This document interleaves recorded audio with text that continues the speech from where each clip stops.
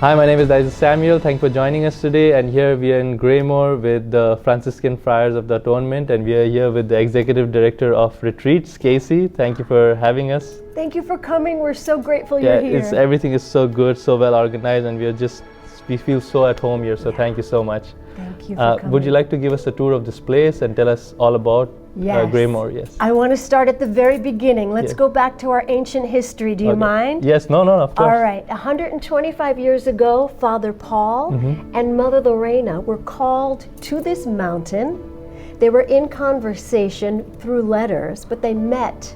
Oh, wow. And they had a calling to create a new society. And although it reads the Society of Atonement, to them it was always the Society of At One meant. Oh, wow. Yeah. They both felt in their hearts that we are all called to be at one.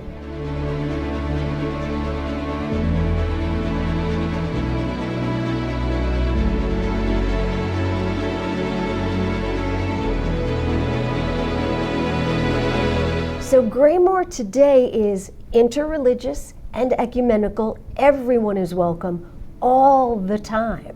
Beautiful. And we promote Catholic programs as well as recovery programs. Wherever you are in your journey, there's something for you here. So these two started it all. The sisters are at the bottom of the hill, the friars are at the top of the hill. And here is the nugget of history. When they started to build, we're right off the Appalachian Trail.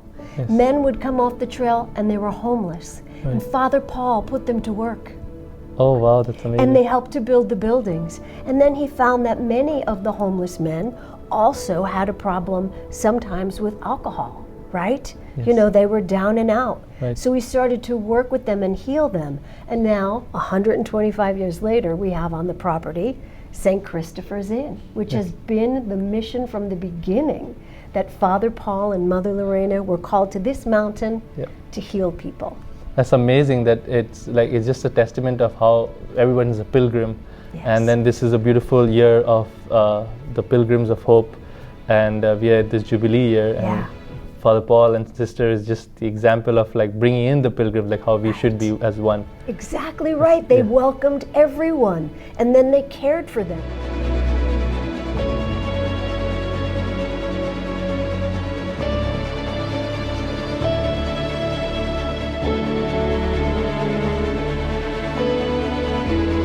Right. And then an entire ministry grew around that, and here we are standing in the midst of it. To me, it's just so thrilling and exciting. That's beautiful. Yes. So this was our history. Now I want to show you something new. Okay, perfect. Okay, follow me. We're going to go to our circle of prayer and reflection.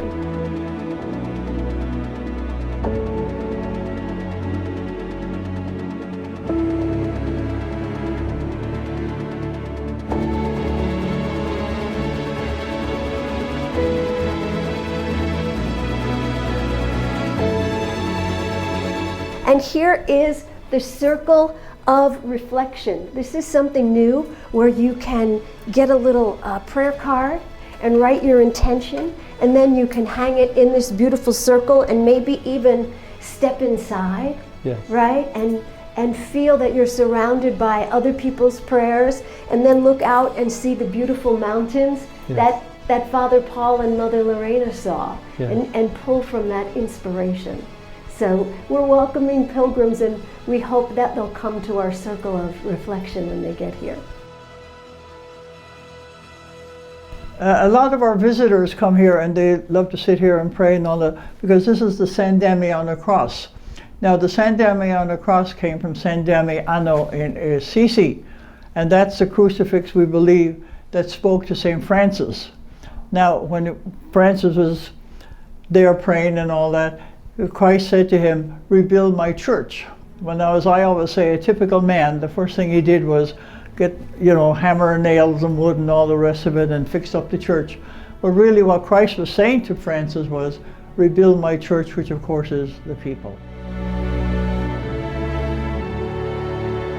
And the actual one, I believe, that spoke to St. Francis is at St. Clare's Basilica in Assisi, and I have seen that there myself. Yes. But all over the world today we have them representing the Franciscan order, all because of St. Francis.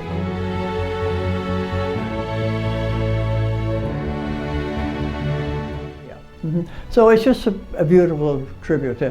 And of course it's, Christ and the creation, Mary and John by the cross and the apostles.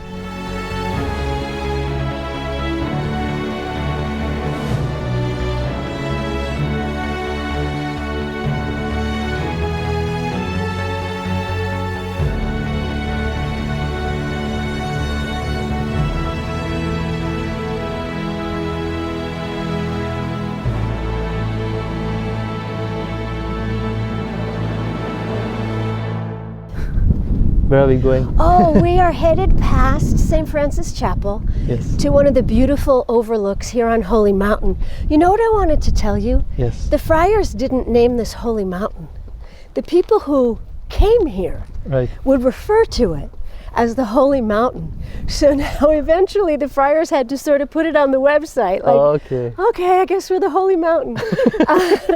But the people who come here, Right. they gave it the name Holy Mountain because you feel something when you're here. And Yes. you also can see something if your eyes are attuned to it. Yeah. Just up ahead, we call this the Christ Rock. Right. And for those who stand right about here and look at that rock, and it appears to be the face of Christ looking up to the heavens.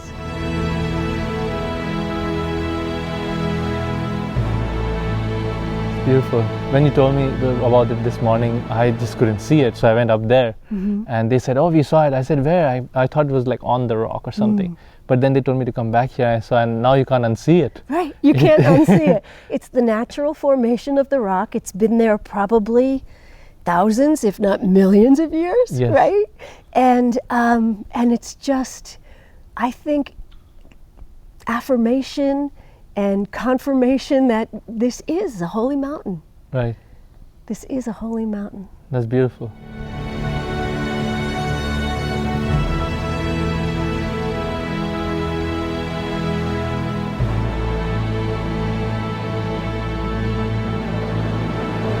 I want to take you up a little further, and I want to show you where our founder, Father Paul Watson, is buried. Oh, yes. And that's right here at the top of the hill. And behind him, Is this the, sorry to interrupt, but is this the highest point of Graymoor? Oh, no. almost, Almost.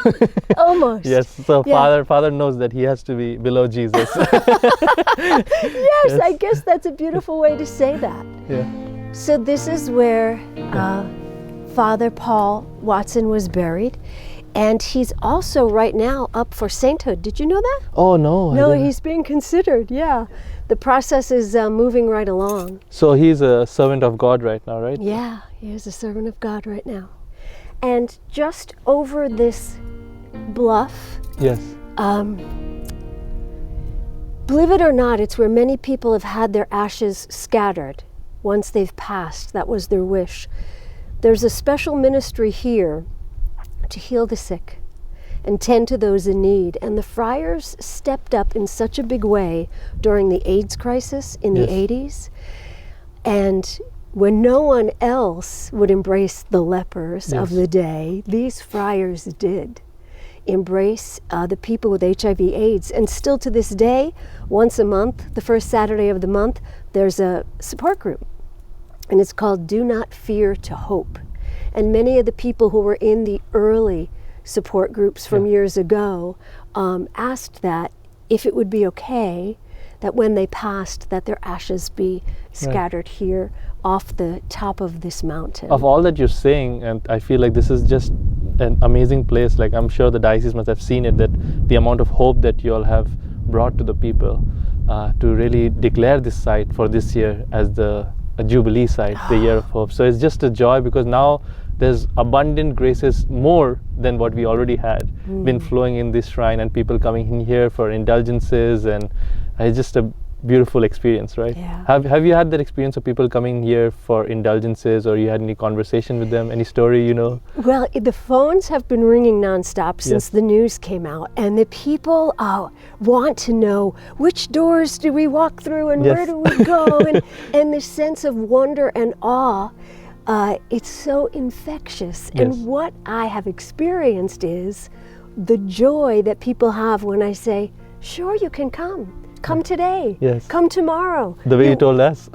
Yes. You want to have confession while you're here. I'll call a friar. Right. And then come to Mass. And then stay for lunch. Yes. You know, and the joy that people realize this is a very special place. But when people realize they're welcome here. Right. During the Jubilee Year of Hope, absolutely, but all the time. All the time. This can be your special place.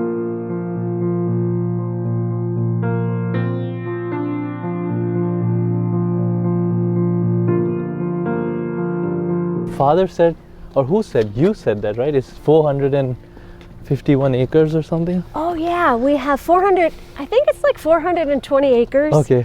And we have a ball field and we have a soccer field. Oh. On the Appalachian Trail goes through the backyard. And there's so much nature. Yes. But this, I think, is the heart of the Holy Mountain. And that's the Corpus Christi cross. It's one of the oldest surviving relics of the pioneer days here at Graymoor when they were just building it. And this piece of wood, Father Paul Watson, and I think a couple of homeless guys, and one other priest, they found it at the bottom of the hill and they carried it up the hill. Wow. And here it is, still standing today. It's amazing. And which year was this? In the 1900s? Yeah. It's beautiful. It still looks like it's some work is done on it or something, but I'm sure it's as it is, right? Yeah, they've kept it preserved. It's beautiful.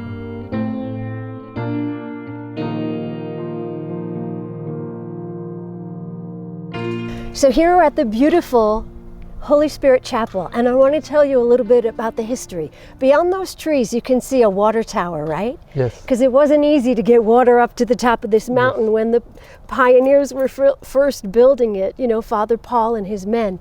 So there was the first water tower that they built. The men actually put like a makeshift chapel in the base of the water tower. The men themselves built it, and they called it Holy Spirit Chapel, Holy Ghost Chapel, actually at the time, right? And then they had to take that water tower down to rebuild a new modern one. But the men didn't want to lose their Holy Ghost Chapel, so they actually went and built this. And this is the highest point. And this is the highest point. No, that's beautiful. And I'll just give you a little insider tip. When you stand at the red doors and you put the doors to your back, and then look over your left shoulder, you can see the Manhattan skyline as clear as a bell, even though it's like 60 miles or 70 miles away. And it's such a beautiful sight. Yeah.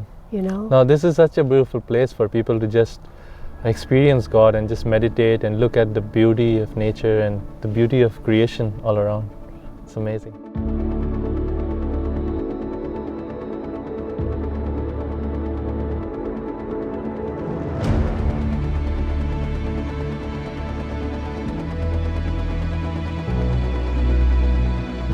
Hello and welcome. I'm here today with Father Tom. Thank you so much for joining us, Father. Thank you for coming here. Father, can you tell us a little about what you do here and what is your role and how you've been serving the people here? I've been in multiple jobs here. My most prominent one was as I was the director and president of the retreat center for a few years. I happen to like doing retreats, but other things I've done.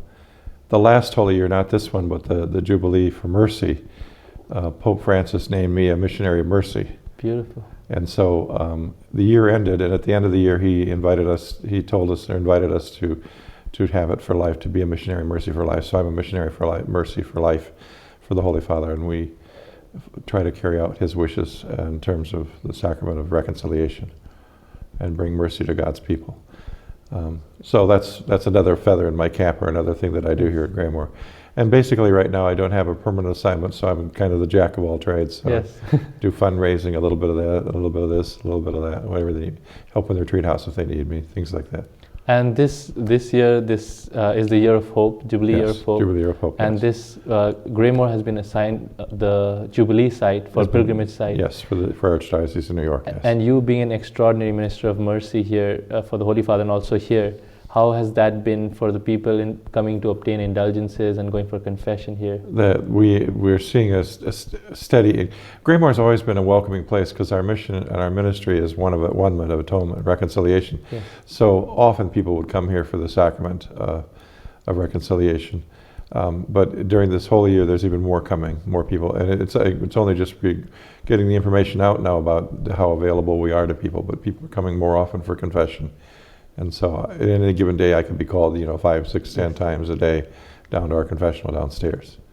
This is a special year, and this is a year for a lot of graces that is flowing. And every year, the Church somehow gives us the opportunity to receive special graces. Right. And this is also a special year. And also we're in a very sacred period of Lent, which is, Right. I feel, one of the most important parts of our spirituality. How would you invite the people in preparing, along with the year that we are in, the Year of Hope? Right. How should one prepare for this Lent going forward? I think that in light of the Jubilee year, they should be looking forward for hope, looking for how to bring hope into their lives through the power of Christ and how He touches their hearts and lives every day. And so, in the Year of Hope, that's just I think that's the whole point of the Year of Hope, is that people can find in Christ the hope that they need. And so, Right. I would encourage them to I would encourage them to look into their lives and see what's missing, Yes. and then let Christ fill that up with the hope that He promises them.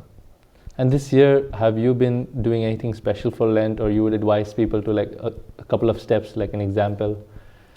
Mostly what I tell people during for Lent is to examine their life and see how they're walking in the way of Christ, and then for Lent to try and strengthen that relationship with Christ. Yeah. I don't so much get into giving up things for Lent. I don't Yes. necessarily follow that strategy anymore, but I do believe that people need to be looking at their lives, and Lent's a perfect time for doing that, to look for what needs to be changed or what can be changed, or at least be open to change during Right. the season of Lent, and then to allow God to work in and through them. That's beautiful. And I personally find it that myself, this year actually, I'm feeling more about for me, like sacrificing a certain thing Yeah. seems more mechanical, Yeah. and it doesn't really gives me the opportunity to reflect on examine what I'm Right. doing in my life, what Right. can I remove from my life. So that's, It may do that for a moment or two, but Yeah. then after a while it becomes so routine that you don't even think about it anymore. exactly. And so I kind of encourage people to think of things that they're aware of all the time and try to work with that. Now that's really beautiful. Father, how can people really obtain the indulgence, and what really is an indulgence, and why should people really take this opportunity this year? Indulgences are a time they are granted by the Holy Father, granted by the Church as a way of bringing a special blessing or special grace to people. Right. In the case of the Holy Year, there are set steps to obtaining the indulgence, but quite honestly, there's 7 or 8 of them. I can't tell you exactly the 8 that Yes. they are. One is, of course, obtaining the sacrament of reconciliation. One is visiting a holy place. One is attending a Eucharist. One is doing adoration. And there are others, but I just can't remember what they are. Yes. But we are very grateful that you have us and this beautiful retreat place that you have here and people coming in. Could you tell us a little bit about how the Franciscan spirituality has really instilled in people coming here and going out of here in their lives continuously, Yeah. in their journey? We are, again, the Friars and Sisters of the Atonement, and our whole mission is that business of the reality of how to help people become more at one with their God. And our founders Right. always wanted us to do that, to help people become at one. So the retreat center, even coming for liturgy, and the many places that people come around here, we see them as great opportunities for people to really go deeper into themselves and to become at one with the gift that God gives them in their very lives. And so people come here, independent of just the retreat center. We have the shelter for the homeless and rehabilitation center here on the mountain as well. Well, there are men who are struggling with alcohol and drug addiction have a chance to really discover who they are and to make themselves more at one with the gift of their lives as well. And we see tremendous transformation in these men that come here. And it started basically as a chicken coop, 100 and some years ago, where the founder saw a need. There were men working on the aqueduct system, and they had no place to stay. And he had bought a brand new chicken coop, and the next thing you know, that chicken coop became the shelter for the homeless. Yes. And it's continued now over 100 plus years. But you can see the real radical transformation that happens to the men who go through our program at St. Christopher's Inn. But we also have, the Course, the Retreat program. We have a Sunday Mass here at Graymoor and Our Lady of Atonement Chapel, which gathers about 100 people every Sunday. But when we sit and listen, and that's partially what we're very good at, is listening to what people's needs are and how they're transforming their lives or need to transform their lives. We listen to the people that come to the Chapel of Our Lady of Atonement, and many of them are hurting from various different things, from personal experience, from anger, all kinds of things. But they're able to sit with us and talk, and they know that we'll listen to them. And then somewhere in that listening, they will find a path for themselves that will draw them further on their journey of faith. I want to ask you one last question, but I think I have to give some context to why I'm asking this. Is that I believe that you have been appointed as a minister of mercy by the Pope, because there has been a special effort that, or God has given you the grace to do so much of good work, and you are a pilgrim of hope. And this year we are all called to be pilgrims of hope. Right. Exactly. And the question I want to ask you is that, why do you do this? Like, why personally? This is like more a meditative answer, I'm sure. I personally would say that it's because it's my call. It's the gift that God has given me in the way that I serve the church. And then, my ministry of Atonement draws me deeper and deeper into that relationship, and has given me the graces to be able to talk to people about hope and to live a life of hope in this Jubilee and beyond what way beyond the Jubilee. Same with the Jubilee with mercy. To receive God's mercy, but to remember that it's there always present for their life. And so I do what I do because I firmly believe that this is a grace that God has given me, especially during this holy year, this Jubilee year. Well, thank you so much for your service, Father Tom, and thank you for all that you do for the church, the diocese, and especially here at Graymoor. So we're very grateful, and thank you for having us. Thank you for coming.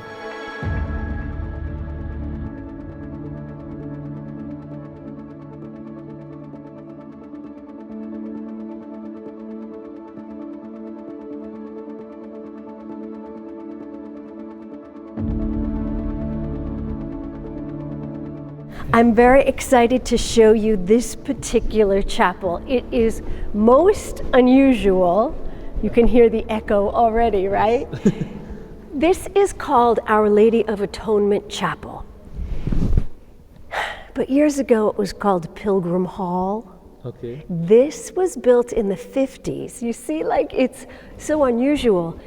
It was almost makeshift. I don't think it was ever intended to be standing for this long, but they made Pilgrim Hall back in the 50s because people were coming to Graymoor by the busload every weekend, and they wanted a space that could be for non-religious activities, like picnics. Like busloads would come and, okay, bring your group and have your meal. They would bring their picnics, and there were concerts and ceremonies. So the intention, I believe, the friars intended to always build another, more perhaps elegant chapel in the place of Pilgrim Hall, but in the end, they decided it works. It works for us. Because it organically, like everything else on this mountain, it grew from something organic. It wasn't planned. It was just, well, the people are here, let's build a shelter for them. And now it's where we have Mass Sundays at 11 at Our Lady of Atonement Chapel. That's but beautiful. If you've been around, you know it's Pilgrim Hall.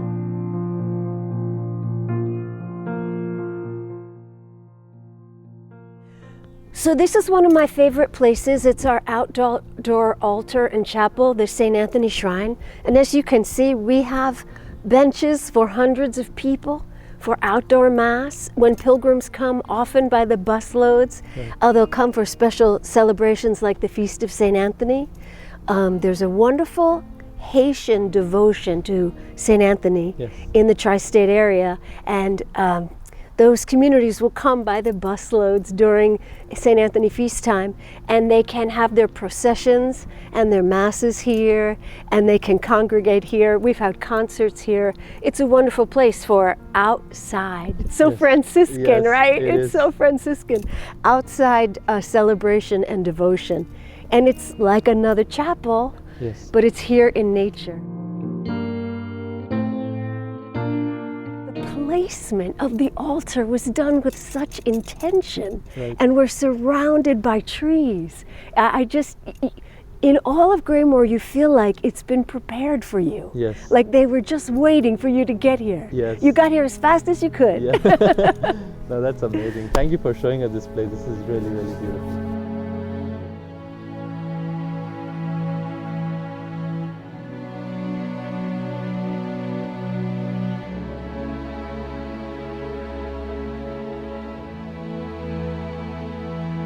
One thing about Graymoor on this holy mountain, I feel like people can come here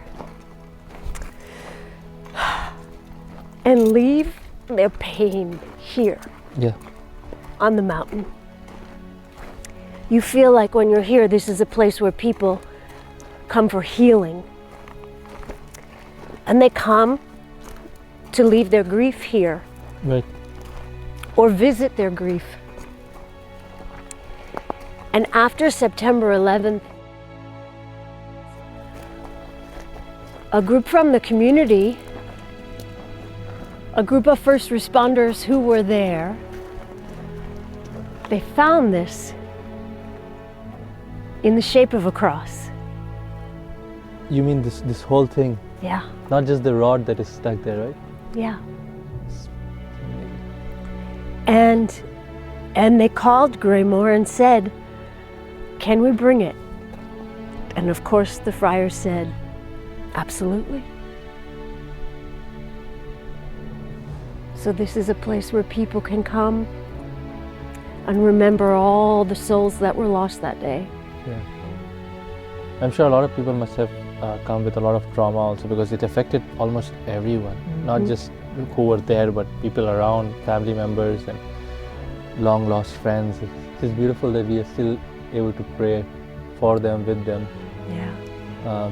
And this is Pilgrim of Hope this year, and we can pray, we can offer indulgences. The special thing about this year is that we can obtain indulgence for ourselves, but also for our loved ones who have gone to heaven. And such a beautiful opportunity to come here in this pilgrimage site and have this opportunity to pray for them and ask for indulgences, graces for them to be able to go to heaven.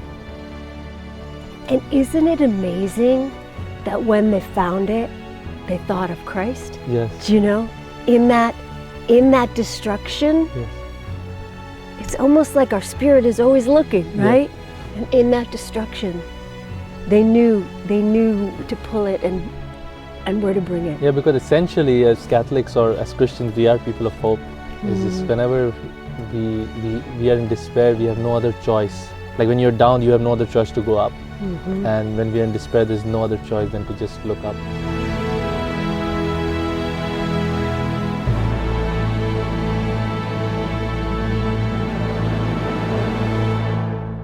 So you're standing in what is called the paint shack. When Father Paul first came to Graymoor, he had no place to live. There was no real buildings on the property except this paint shack. So he moved into the paint shack and stayed here until they actually began to build a friary. You can see it's an old paint shack because there's paint samples on the wall. He used to sit in here and he'd do all his office work and he'd sleep in here. That's the founder with somebody from the neighborhood. Actually, I believe, if I remember the story right, that's the founder with either Mr. Gray or Mr. Moore, one of the two people that gave us the land. His desk used to sit right over here in front of the window so that he could look out.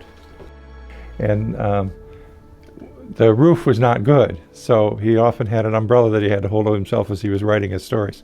But this is a very historic place because this is the first place the founder, Father Paul, our founder, is a servant of God. And this was the first place he stayed when he came here. Shortly after I don't know if Kasey took you on the walk, whether she showed you the Corpus Christi cross or not. Yes, but shortly after he planted the Corpus Christi cross, he moved into the paint shack. And so this is where he lived. And we're definitely, you can see we're preserving it.